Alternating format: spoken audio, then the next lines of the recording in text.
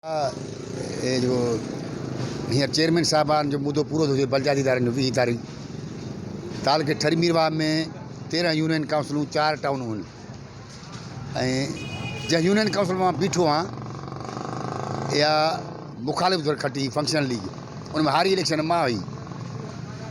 हाणे हिन हिकिड़े चेयरमैन एॾो कोन्हे को 17 यूनियन यूसी टाउन चेयरमैन सभिनी जो अछो मुंहुं आहे। कंहिं बि को चङो कमु कोन कयो आहे। जो मां चवां यार मुंहिंजो मुखालिफ़ आहिनि हारायो आहे हिन बि चङो कोन कयो पर असां जे पीपल्स पार्टी वारा उहे बि 0-0 आहिनि।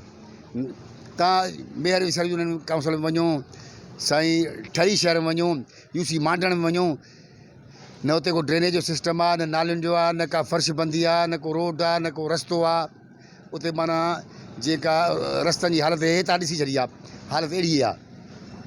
सो हाणे अलाह कंदो वरी इलेक्शन थींदी आवाम खे अपील आहे कि बाबा जेके पहिरियां जेके 17 चेयरमैन आहे मां त पार्टी क़यादत खे अपील कंदुमि त जेके 16 चेयरमैन पीपल्स पार्टी खटी आहिनि साॻियुनि खे त टिकट बाबा ॾिए ई न कोन खटी सघंदा। उन्हनि डिलीवरी न कयो आहे बाक़ी इंशाअल्लाह असां पंहिंजी यूनियन काउंसिल जे असांजे चेयरमैन साहिब जो कमु कयो आहे अलाह चङाई कंदो इंशाअल्लाह फतेह हाणे असांजी थींदी छो जो हुन बि माना पीपल्स पार्टी जे चेयरमैन वांगुरु माना ॿेड़ो ॿोड़ियो आहे।